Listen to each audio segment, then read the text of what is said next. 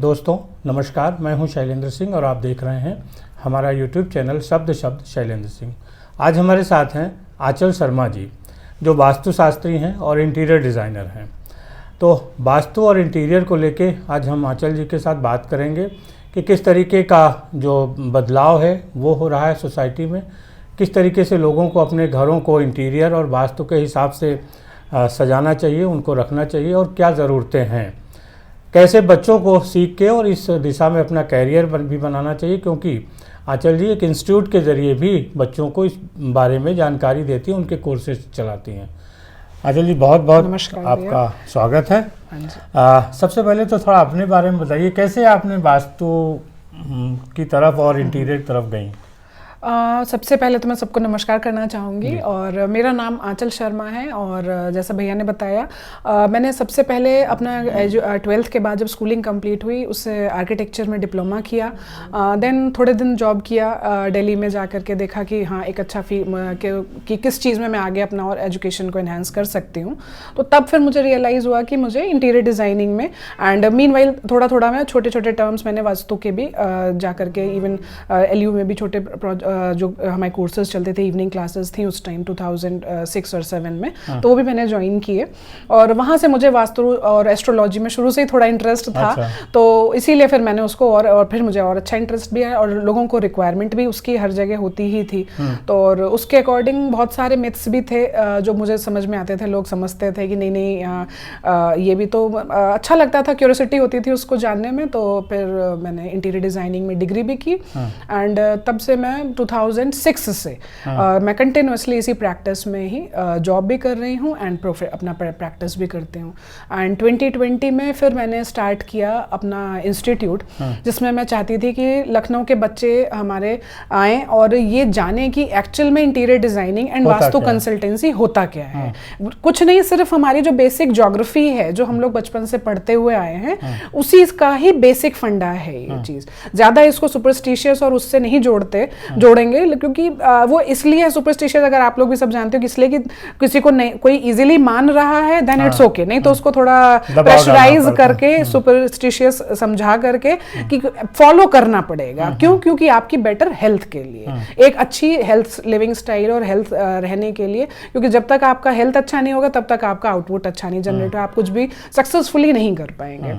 तो इसलिए मैंने इसको करा और मुझे अच्छा भी लगता है। लोगों की क्वेरीज भी बहुत सारी मैं क्लियर आउट करती भी रहती हूँ और बच्चों को भी सिखाती हूँ। बच्चे भी आते हैं, बिल्कुल उनको भी जब समझ में भी नहीं आता कि अर्थ दिखती गोल है और उसको कैसे कवर अप कर सकते हैं, फ्लैट है, लैंड है, तो बड़े नए नए कॉन्सेप्ट्स हैं। अब कुछ बच्चे तो ऐसे आते हैं मेरे पास में, अभी एक रिसेंटली एक गर्ल थी उसने ज्वाइन किया था। वो क्या मुझे बोलती है कि मैम सन तो हमारा कभी ईस्ट से निकल जाता है, कभी वेस्ट से निकल जाता है। अब बताइए ग्रेजुएशन करके जो बच्चा मेरे पास आया और वो कभी वेस्ट से सन को राइज कर देगा, तो मैंने कहा इसको सबसे ज्यादा वास्तु की जरूरत है। मैंने कहा ये मेरी टॉप मोस्ट स्टूडेंट है। तो इसीलिए यही सब चीज़ें मुझे अट्रैक्ट करते रहती हैं और मैं बच्चों को सिखाते रहती हूँ। अच्छा, आपने क्या बदलाव देखे जो इंटीरियर और वास्तु के हिसाब से हमारे घरों में हो रहे हैं? क्या क्या बदल रहा है? देखिए, बदल तो इतना काफ़ी तेज़ी से स्पीड में रहा है, लेकिन मैं एक थोड़ा सा पॉज सबको देना चाहूँगी कि कुछ भी कहीं भी इंटीरियर अपने घर में लाने से पहले आप 50 टाइम्स तो सोचो। क्यों? क्योंकि ज़रूरी नहीं है कि मार्केट में जितनी भी चीज़ें वो सारी आपके पास में होनी चाहिए। तो उसमें सबसे बड़ा पॉइंट आता है कि आजकल जैसे हम प्लास्टिक चीज़ें यूज़ कर ले रहे हैं, PVC, ठीक है, जहाँ पर सीपेज है या कहीं ऐसा है कि जहाँ हम कोई भी ट्रीटमेंट नहीं कर सकते हैं, तभी हाँ, ऐसा तो नहीं है ना कि आपको खांसी जुकाम हो आप जाके सीधे सर्जरी करवा लेते हैं। तो सिंपल एग्जांपल यही इसीलिए मैं देना चाहूंगी कि अगर वो खांसी जुकाम आपको है और फीवर है तो एक पैरासीटामोल से काम हो सकता है, तो क्यों आप सर्जरी करवाओ जाके। तो सिंपल यही, इसे अगर एग्जांपल मैं इंटीरियर डिजाइनिंग में भी आपको दूंगी कि एक घर ही है हमारा, जहाँ हम पूरे दिन भर की भाग दौड़ के बाद थक के हार के आते हैं, सुकून चाहिए होता है, तो घर हमेशा रिलैक्सिंग जोन में होना चाहिए और एक पॉजिटिव मोड में होना चाहिए। जो आजकल मैं देख रही हूँ बड़ा ही प्रॉब्लम मुझे लगती है कि कोई भी सुबह नहीं उठता, रात को सोता नहीं, सुबह उठते नहीं, कहते हैं हाँ हमारी प्रॉब्लम ये हो रही है, रात सोने के लिए बनाई है, सो जाओ और सुबह जल्दी उठ जाओ। तो एक वास्तु तो आपका यहीं पे शुरू हो जाएगा, खत्म हो जाएगी प्रॉब्लम। तो सबसे अच्छा पॉइंट ये होता है कि अगर आप मतलब हेल्थ वाइज अगर हम बात करें, समहाउ देखिए वास्तु और ये जितनी भी चीज़ है ना हमारी सब हेल्थ से रिलेटेड जुड़ी हुई है। घर में आप जाएंगे रहेंगे, जिस घर में आप प्रॉपरली सोएंगे, एक हेल्दी घर होगा, इजी एटमॉस्फेयर, रिलैक्सिंग होगा, तो दिन भर आप कितना भी प्रेशर लेकर के जाएंगे, उस प्रेशर को आपको याद ही नहीं रहेगा कि कल हमारे पास क्या प्रेशर था, जब आपने 7 से 8 घंटे की पूरी नींद ली होगी। आप 5 स्टार में लैविश अपना घर तो बना लेंगे, लेकिन प्रॉब्लम क्या होगा कि मैट्रेस प्रॉपर नहीं होगा, तो आपको नींद नहीं आएगी तो सर्वाइकल बहुत सारे इश्यूज होंगे, फिर कहेंगे हमें घर सूट नहीं कर रहा, हम इसका वास्तु चेंज कर देंगे, हम ये कर देंगे। प्रॉब्लम कहाँ थी, आप वो वाला जो मैट्रेस लेकर के आए वो गलत ले। पहले आप बताइए, जितना अभी अगर आप देखें ये सारी जितनी भी प्रॉब्लम्स होती थी, हेल्थ इश्यूज होते थे, रेयरली किसी को होते थे, लोग टाइम से रात में सोते थे। और अगर हम अपनी लाइफ में ना बेसिक रुई का गद्दा यूज करते थे, आज जब डॉक्टर लिखते हैं कि रुई का गद्दे पे सोना है, तब आप लाएंगे, कहेंगे अच्छा हम अपनी रॉयल्टी कहीं भी दिखा सकते हैं, गद्दे पे क्यों, बेड पे ही क्यों, घर के ऐसे इंटीरियर में क्यों, हम स्लीप वेल का एडवर्टाइजमेंट होता ना इतना। हाँ एग्जैक्टली। तो अभी एक पर्सन ने मुझे ये दिया कि पता नहीं कोई चीज़ थी कि उसका एड तो अमिताभ बच्चन जी कर रहे हैं, और तो वो कैसे खराब हो सकती है। आई थिंक शायद कोई स्लीप कॉलर वॉलर की कुछ बेल्ट थी किसी की। मैंने कहा क्यों, वो खराब अमिताभ बच्चन जी ने बनाई है। मैंने कहा मुझे तो लॉजिक नहीं समझ में आया। तो वे फिर थोड़े बात करते करते ही ऐड, वो आपको भी जैसे देखते होंगे तो बहुत सारे ऐड, वो बीका जी और बिकानो उन सब का भी ऐड करते हैं। भाई जब वही वाले रसगुल्ले हमें हमारे हलवाई के पास मिल जाते हैं, तो हम वो प्रिजर्वेटिव वाले डब्बे बंद वाले रसगुल्ले क्यों खाएं? बेसिक फंडा ही यही है। अभी बच्चे भी क्या कहते हैं कि मुझे टिफिन में फ्रोजन पराठा लेके जाना। अब बताइए फ्रोजन पराठे का उसको भी लगा के सेकना तो पड़ेगा ही ना। तो आपको बेलना नहीं आता, आपके घर में रोलिंग पैन या पिन नहीं है। एग्जैक्टली वही चीज है। वो एक्चुअली है क्या ना कि हमें सोसाइटी का एक दबाव है ना कि एक बच्चा फ्रोजन लेके गया, फिर हम घर का बना लेके जाएं। पता नहीं कब वो आलू पैक हुआ होगा, कब वो पराठा बना होगा। उसकी मम्मी बोल देती है अच्छा तुम्हारी उसकी मम्मी खाली बना के देती है। तो ये भी एक है कि अच्छा किचन में काम करती है। मेरी बेटी भी कहती है मम्मा क्या ये आउटडेटेड। मैंने कहा बेटा हम बैकवर्ड अच्छे लगते हैं, ठीक है हम मटर की सब्जी, गोभी की सब्जी यही सब खाएंगे, हम फ्रोजन वाला नहीं खाएंगे। तो अच्छा, इंटीरियर में वास्तु का जो उपयोग है वो कैसे है और क्या उससे अच्छा होता है? देखिए इंटीरियर में अगर हम इंटीरियर डिजाइनिंग की बात करें तो जो सबसे बड़ा फंडा होता है, जो मैं सजेस्ट करती हूँ और मेरे इक्वली जितने भी लोगों के साथ में डिजाइनिंग करती हूँ, तो मेरा बड़ा क्लियर फंडा है कि मैं मैक्सिमम टू मैक्सिमम सबसे पहले वहाँ पे जो मेरा नेचुरल अवेलेबिलिटी है, लाइक सन और आपका एयर फ्लो, मैं उस पर बहुत बड़ा फोकस देती हूँ कि आप जितना हम नेचुरल रिसोर्सेज को यूज़ करेंगे अपने घर में, उतना हम हैप्पी रहेंगे और हेल्दी रहेंगे। तो और उतना ही मेरा इंटीरियर और डिजाइनिंग जो मैंने करी होगी वो ग्लो करेगा। तो इसलिए मैं बड़ी सेल्फिश तरीके से काम करती हूँ कि मैं कोई भी सिंथेटिक चीज़ें बहुत ही अनलेस जो हाँ भाई जरूरी भी है, थोड़ा ट्रेंडी भी बनाना है, नहीं तो पसंद नहीं आएगा। और होपफुली अच्छी चीज़ ये है कि मैं अभी एक बच्चों की गैदरिंग में गई थी और बच्चों का ही गेट टुगेदर था, तो उसमें ऐसे बच्चों को पता चला कि मैं इंटीरियर डिज़ाइनिंग, तो आंटी आजकल जैसे बच्चों में कोरियन का बड़ा ट्रेंड है, तो मैंने बच्चों से पूछा, मैंने कहा ठीक है तो अगर आप मेरे रूम का कोरियन इंटीरियर कर देंगी तो आई फील सो हैप्पी कि बच्चों को मैंने कहा कैसा होता है कोरियन इंटीरियर, चलो मुझे बताओ। तो पढ़ा तो हमने भी चाइनीज़ थे, सब पढ़े थे, ये पढ़े थे, लेकिन कोरियन इतना फ्लेक्सिबिलिटी नहीं था, उसका कोई एग्जिस्टेंस हिस्ट्री में नहीं है, तो इतना नहीं पढ़ा हम लोगों ने। लेकिन बच्चों की पॉइंट अच्छा था, फौरन उन्होंने फ़ोन निकाला कोरियन इंटीरियर कैसा होता है, क्या चीज़ें, तो उसमें अच्छी चीज़ ये थी उन्होंने रॉ वुड, जितना वुड का यूज़ हो सकता है या रॉ मटेरियल्स जितने हमारे नेचुरल मटेरियल्स हैं उनको यूज़ किया। देन मैंने भी थोड़ी एक्सरसाइज पर करी उसको समझाने में, 1-2 दिन मैंने भी लगाया उसको अपने आप को अपडेट करना। Thank you to that child कि उसने मुझे अपडेट कर दिया। और तो हाँ अब उसको मैंने बताया, मैंने कहा बेटा ये चीज़ें, तो कह रही वाह। अब उसका रूम को मैंने जस्ट उसको गाइड कर दिया, अभी उसे करवाना है, उसका एग्जाम्स वगैरह फिनिश हो जाए। अब वो इतनी हैप्पी है कि मेरा कोरियन इंटीरियर हो जाएगा और मेरा जैसे आजकल बच्चे सब BTS और ये सारी सीरीज वगैरह मेरी बेटी भी देखती रहती है, वो अब मुझे ज़्यादा तो नाम नहीं आइडिया है उसके, तो लेकिन अच्छी चीज़ है कि बच्चे ये चीज़ समझेंगे। तो हमें पेरेंट्स को भी ये बातें समझनी चाहिए कि हम जितना नेचुरल एंड ऑर्गेनिक प्रोडक्ट्स को या रॉ मटेरियल्स को हम यूज़ कर सकते हैं। बेसिक जो हमारे मटेरियल हैं, प्लाई है, बोर्ड्स हैं, क्या ज़रूरत है आपको जब सिंथेटिक कोरियन टॉप लगा दें, हाँ जस्ट बिकॉज सुंदर लगता है तो यूज़ है तो लगाइए, नहीं यूज़ है तो क्या रिक्वायरमेंट है। अच्छा, घर का जब हम आप इंटीरियर करते हैं और वास्तु देखते हैं तो हर लिविंग रूम है, आपका एक ड्राइंग रूम है, बेडरूम है, बालकनी है, किचन है, कैसे इन चीज़ों को हम समझें कि अलग अलग क्या करना चाहिए? देखिए, इसमें सबसे बड़ा पॉइंट ये होता है कि उस घर में जब हम बेसिकली स्टार्ट करते हैं कि उस घर में रहने वाला जो एज क्राइटेरिया है वो कौन रहने वाला है। अगर उसमें बच्चे भी रहने वाले हैं और पेरेंट्स भी हैं और अगर तीनों जनरेशन रह रही हैं तो हमें तीनों के हिसाब से लेके चलना पड़ेगा वो चीज़ें कि और अगर हो सकता है कि सीनियर सिटीजन्स ही रहने वाले हैं, बच्चों का फ्रिक्वेंटली नहीं है उसमें आना जाना, तो हमें थोड़ा सॉफ्ट टच चीज़ें कम हम यूज़ कर सकते हैं, बेसिक ले सकते हैं। लेकिन जहाँ लगता है कि छोटे बच्चे हैं और तो हम शार्प एजेस वगैरह नहीं यूज़ करते हैं, या ग्लास का इंटीरियर बच्चों का क्यों उठा के कुछ लगा ही दिया उन्होंने तो ग्लास को थोड़ा कम यूज़ करते हैं। तो डिपेंड करता है कि कौन एज ग्रुप उसमें रहने वाला है, उस पर डिपेंड हमारा रहेगा। वो स्टैंडर्ड तो ये है कि भाई जैसे किचन का प्लेटफॉर्म हम लोग बनाते हैं वो 2 फीट 6 इंच हाइट होनी चाहिए, लेकिन अगर हाउस लेडी की हाइट थोड़ी कम है तो हम उसको 3-4 इंच कम कर देते हैं, उस पर ले जाते हैं। तो ये थोड़ा साइड टू साइड डिपेंड करता है, या प्लस जो लोग उसमें रहने वाले हैं। अब जाएंगे तो हम देखें ना, किसी बच्चों के आप प्ले स्कूल में जाएंगे तो वहाँ का इंटीरियर एकदम अलग होता है। आप नॉर्मल स्कूल में जाएंगे तो वहाँ पे बेसिन की हाइट भी ऊपर नीचे, बच्चों का वॉशरूम है, छोटे बच्चे हैं तो हम उसकी बेसिन की हाइट नीचे कर देते हैं। ऐसे ही सिंपल आपका कर्टेन्स वगैरह भी रहता है कि बच्चे हैं तो हम कॉटन के ऐसे easy light weight curtains use करें ताकि उसमें हो क्या कि इजीली हम उनको धुल सकें या यूज कर सकें। ऐसे ही फैब्रिक भी, मतलब सब चीज डिपेंड करता है आपका एज कि कौन उसमें एज ग्रुप रहने वाला है। क्या ट्रेंड में आया है, जैसे पहले माइका था, अब अगर किचन की जो मता है उसका जो कैबिनेट है वो पहले होता था कि भाई आपने एक पत्थर लगा दिया, अब पत्थर की जगह तमाम चीज़ें यूज़ हो रही हैं। क्या क्या ये बदलाव हुआ है? देखिए लास्ट क्योंकि मैं अगर अपनी नॉलेज की बात करूं, जब मैंने पढ़ाई करी थी तब जो हम लोग पढ़ के आए थे और अब में काफ़ी चेंजेस हैं। क्योंकि सिनेरियो अगर लास्ट 5 to 6 ईयर्स में अगर मैं देखूं तो बहुत, क्योंकि हम लोग के टाइम में तो इतना ज़्यादा चाइनीज़ प्रोडक्ट्स इतने यूज़ हो रहे थे। तो जैसे बीच में आया था मलेशियन फर्नीचर, तो जो कि जॉइंट, जैसे ये देखिए जैसे ग्रूव है, अगर मैं ये हाथ ऐसे पकड़ूंगी तो इसमें कोई भी कनेक्टिविटी नहीं है, और अगर मैं इस चीज़ को ऐसे पकड़ के बना दूंगी, जैसे हम लोग बचपन में भी करते थे, कोई हमें चीज़ें उठानी है तो हम इसको ऐसे बना, तो सेम यही चीज़ हम जॉइंट्स में लेते थे। तो जॉइंट्स जो पहले हम लोग कट के ग्रूव बनाते थे और ये सब चीज़ें बेसिक करते थे, तो उसकी स्ट्रेंथ इटसेल्फ ज़्यादा होगी। जैसे स्टोरी भी हम लोग देखते थे ना, वो बचपन एक छड़ी एक जना तोड़ देता, बंच बन जाएगा, तो उसकी चीज़ों को स्ट्रेंथ हमें देना होता है।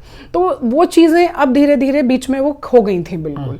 हमें बड़ी प्रॉब्लम होती थी, एक वो फाइबर बोर्ड आ गया था, जस्ट जरा सा उसको मॉइस्चर मिला, आप उस फर्नीचर को एक बार फिक्स तो कर देंगे, हाँ फास्ट काम हो जाता है उससे, बहुत फास्ट गोइंग होता है, लेकिन वहाँ यूज़ करते हैं, ऐसा नहीं है यूज़ नहीं, लेकिन जहाँ हमें पता है कि यहाँ क्योंकि उसकी कॉस्टिंग कम है, बहुत टेम्परेरी इंटीरियर करना है यहाँ पे फॉर द 1 month और 2-3 months के लिए, तो हम उसको यूज़ करते हैं। लेकिन जहाँ अगर कोई एक नॉर्मल मिडिल क्लास फैमिली उसका इंटीरियर अपने घर का करा रही है, तो हम 4 to 5 years मान के चलते हैं कि उससे पहले वो चेंज करने लायक कंडीशन में नहीं आएगा। तो इतना हम वैसे कोशिश हमारी ये रहती है कि मैं जो कोशिश यही करती हूँ कि मैं 5 साल तो क्या, उनका वो 15 साल तक भी जब वो बदलना चाहे तभी बदल लें, वो कोई रिक्वायरमेंट ना हो। क्योंकि अगर ज़्यादातर फैमिलीज़ को अगर हम देखें, जिनको मैं आज तक मैंने ज़्यादा जिनके साथ में काम किया है, तो वो होता क्या है कि जब वंस घर खरीदते हैं तब, या बेटा या बेटी की शादी हो रही होती है तब, तो 15 से 20 साल का टेन्योर आ जाता है। तो वो, और मैं लाइफ टाइम टू टाइम उनसे 1.5-2 साल बाद मिलती, मैं इसी चीज़ को बड़ा फोकस करती हूँ कि 1 टाइम रिलेशनशिप नहीं है, मैं लाइफ टाइम का करती हूँ। तो भाई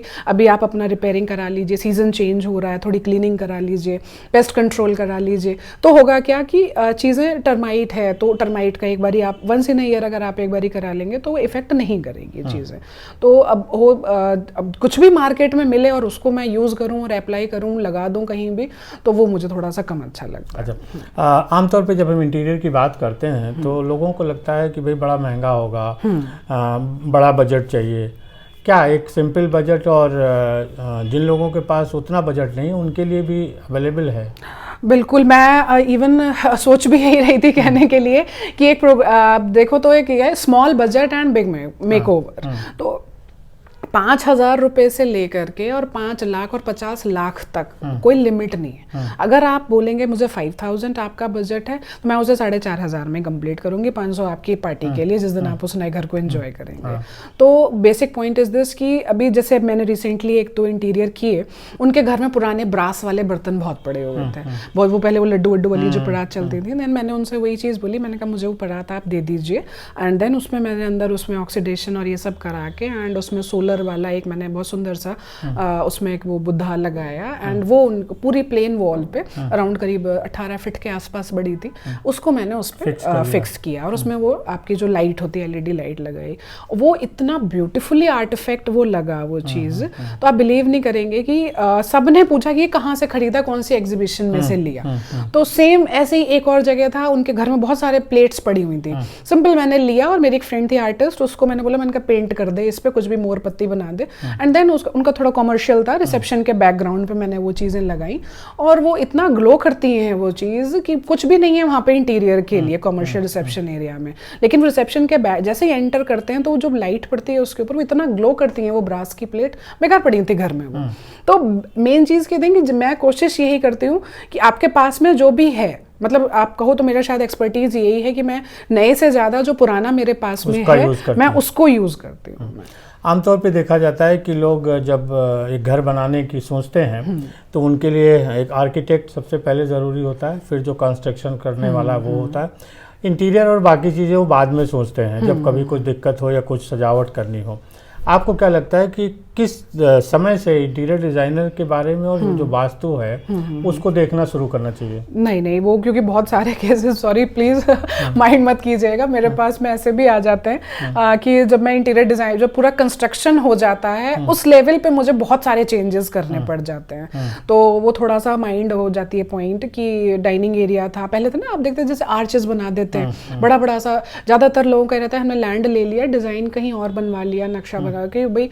तो पॉइंट इज दिस कि आपका जो फैक्ट है, हमारे पास कोई ज़्यादा वो नहीं है, हमारा बस ये कि जो आपकी इमेजिनेशन है, जो आपके ड्रीम्स हैं, उनको एग्जीक्यूट करके हमें आपके घर में लेकर के आना होता है। भाई ड्रीम होम ही होता है हमारा, एग्जैक्टली पूरी हम लाइफ टाइम सेविंग करते हैं और सब कुछ बनाते हैं, और उसको अगर हम ले करके, और उसको इसीलिए तो पॉइंट इज दिस कि आप जब भी करें तो पूरी टीम, अगर सिविल इंजीनियर हैं सबसे पहला काम आर्किटेक्ट का होता है, तो आर्किटेक्ट से and plus interior designer and then civil engineer की हमें हेल्प चाहिए होती है कि हाँ डिजाइन्स फाइनल हो गए, अब इस पे जितना भी लोड वगैरह है वो सिविल इंजीनियर हमारे डिसाइड करते हैं, बताते हैं। फिर अगर हम पहले से ही कनेक्टिविटी बना के चलेंगे देन चीज़ें बहुत ईजी हो जाती हैं। नहीं फिर बाद में अगर आप सोचेंगे करने के लिए, जैसे आजकल भी होता भी है कि आप कहीं भी फ्लैट्स वगैरह लेने जाएंगे तो वो सेमी फिनिश्ड स्टेज में रखते हैं कि आपको ऑल्ट्रेशन जो भी लगाना है करना है, हो सकता है किसी को बड़ा रूम चाहिए होता है, किसी को छोटे छोटे 2-3 रूम चाहिए होते हैं, डिपेंड्स ऑन यूजेज, हर जगह की अलग यूज रहती है, तो पहले कंसल्ट करेंगे तो फायदा अच्छा रहेगा। हाँ। एक डेकोरेटर और एक इंटीरियर डिजाइनर में क्या फर्क होता है आमतौर पे लोग? सबसे बड़ा पॉइंट, मैं सबसे पहली क्लास में इंस्टीट्यूट में ना बच्चों को, 1-2 बच्चों ने तो बोला कि मैम स्पेलिंग का फर्क होता है और कुछ भी नहीं फर्क होता है। तो मैंने कहा पॉइंट तो एकदम बढ़िया है, डिजाइनर छोटी सी होती है, डेकोरेटर बहुत बड़ी सी होती है, तो वो ज्यादा काम करता है। हाँ। तो डेकोरेटर देखिए का काम, एक मेकअप आर्टिस्ट जैसे अगर आप बात करें, रिलेट करें, और क्या ब्यूटिशियन जैसे हम पार्लर की बात करते हैं ना, ठीक है, या डॉक्टर फील्ड में बात करें हम कि एक जनरल फिजिशियन हो गए और एक हमारे एक्सपर्ट हो गए, सर्जन हो गए, या एक फिर उनके भी ऊपर जो डॉक्टर्स हो जाते हैं जो लाइफ टाइम जो बहुत अच्छे एक्सपर्टीज MDs होते हैं, तो उनका जो डिफरेंस आता है ना, वही एक डेकोरेटर और डिजाइनर में फर्क। डेकोरेटर के पास में जो भी अवेलेबिलिटी होती है वो लगा देते हैं वहां पे। हमें डिजाइनर का एक बड़ा फैक्ट होता है कि आप सिर भी पटक लोगे ना कि मार्केट में मुझे सोफा यहाँ मिल रहा है, वहां मिल रहा है, इतने का मिल रहा है, कभी भी वो डिजाइनर को वो पसंद ही नहीं आएगा। क्यों? क्योंकि उस जगह की ईच एंड एवरी प्लेस की जो रिक्वायरमेंट होती है वो हमेशा अलग होती है। तो जो आपकी रिक्वायरमेंट होगी, भाई किसी जगह चाहिए होगा हमें सोफा के, अभी आप कई जगह देखेंगे ना सोफे में बैठते हैं तो पूरे अंदर चले जाते हैं, फिर उठ ही नहीं पाते हैं, तो वो टेक्निकल इश्यूज हैं। डेकोरेटर को उससे मतलब नहीं है, वो तो हमें तो सोफा सुंदर लग रहा था ब्लू कलर का, हम ले आए, देखिए कितना कुछ नहीं है, लेकिन उस पर आप कितनी देर बैठ पाएंगे, वो आपकी बैकबोन को भी डिस्टर्ब कर देगा, और बड़े बड़े पिलोज लगा देते हैं, पीछे को लुढ़क जाते हैं उससे। तो डिज़ाइनर कभी भी ये चीज़ें नहीं करेगा, फैक्ट है ये चीज़। तो जो अच्छा डिज़ाइनर होगा वो कभी भी आपको सपोर्ट नहीं करेगा कि आप वो एकदम अंदर जो जंप करने वाला सोफा और कुशन्स हैं, बेड्स हैं, वो आप यूज़ करेंगे। तो आपको समझ में आ गया होगा कि डेकोरेटर और डिज़ाइनर का क्या अंतर होता है और क्या आपको चाहिए। इंटीरियर डिज़ाइनर, आर्किटेक्चर और जो आपका कंस्ट्रक्शन करता है सिविल इंजीनियर, वो आपकी ज़रूरतों को समझ के एक डिज़ाइन तैयार करता है और फिर उसी डिज़ाइन को खूबसूरत बनाने का काम इंटीरियर डिज़ाइनर का होता है। अपने घर की जब भी कल्पना करें तो शुरू से लेके और आखिरी तक इंटीरियर डिज़ाइनर को भी उतना ही स्थान दें जितना कि आप आर्किटेक्ट को देते हैं, और तभी आपका एक सुंदर और आरामदायक और हवा, पानी, रोशनी इन सब वाला घर मिल सकेगा। कुछ और कहना चाहती हैं? वास्तु की एक टिप दे देती हूँ, बच्चों के एग्जाम स्टार्ट होने वाले हैं, सोच रही हूँ। एक तो अच्छी कोशिश ये कि आप अगर सनराइज से पहले उठ जाओ, आज ट्राई करके देखना, 1 वीक करके देखो, अच्छा लगे देन कंटिन्यू कर लेना, नहीं तो कोई प्रॉब्लम नहीं है। कि सनराइज से पहले उठ करके जितना भी आप सुबह के टाइम में जो 1 घंटा पढ़ेंगे और फिर उसके बाद रेडी होके स्कूल जाओ, तो फिर देखो आप कितने अच्छे से उसको आउटपुट रहो, और वो लाइफ टाइम आपको याद रहेगा। और जितना लेट नाइट पढ़ोगे ना, नाइट में तो वैसे ही हमारी एनर्जी नहीं रहती है, और क्योंकि सन आपको जो एनर्जी प्रोवाइड कराता है ना, आप बिलीव नहीं करोगे कि जब आप सुबह को उठते हो ना, तो अगर उठते टाइम जैसे आप यूं बेड पे ऐसे लेटे हो और यहाँ पे ईस्ट है, सनराइज इधर होता है, तो आप ऐसे उठ करके यूं बैठेंगे ना, जब सिटिंग पोजीशन होगा, तो जो आप लिटरली एनर्जी जब यहाँ पर आपके फेस को मिलेगी, आप थोड़े टाइम बाद उसे फील करने लगोगे। तो ये बच्चों के लिए बड़ा इंपॉर्टेंट पॉइंट है। और हाँ पे, क्योंकि इससे रिलेटेड पेरेंट्स का भी पॉइंट है, क्योंकि जब पेरेंट्स उठेंगे तभी बच्चे उठ पाएंगे। तो पेरेंट्स को एक बताऊं कि आजकल अगर ना धनलक्ष्मी योग जो होता है, तो वो भी बड़ा थोड़ा कैची सा होगा कि अगर आप सनराइज से पहले उठ करके जो भी आपका मेन गेट है, एंट्रेंस है, अगर आपने वहां पे पानी डाल दिया, मतलब धुलाई कर दी, मीन्स कल की जो नेगेटिविटी थी उसको भगा दिया सुबह सुबह, और देन सनराइज होगा, देन बिलीव मी कि अगली साल आप मुझे मेरी फीस दे दीजिएगा। बहुत शुक्रिया, ये टिप्स तो फॉलो करने वाला है। बिल्कुल बिल्कुल, मैं सबको सीक्रेट टिप्स देती हूँ ये वाली। चलिए, बहुत शुक्रिया आंचल जी, और सभी दोस्तों आपका भी शुक्रिया, आपने इतने लंबे समय तक हम लोगों को देखा। आपके कोई सवाल हो ज़रूर करिएगा कमेंट बॉक्स में, हम उन सवालों पर फिर आंचल जी के साथ बैठेंगे और उनके जवाब देने की कोशिश करेंगे। शुक्रिया, धन्यवाद।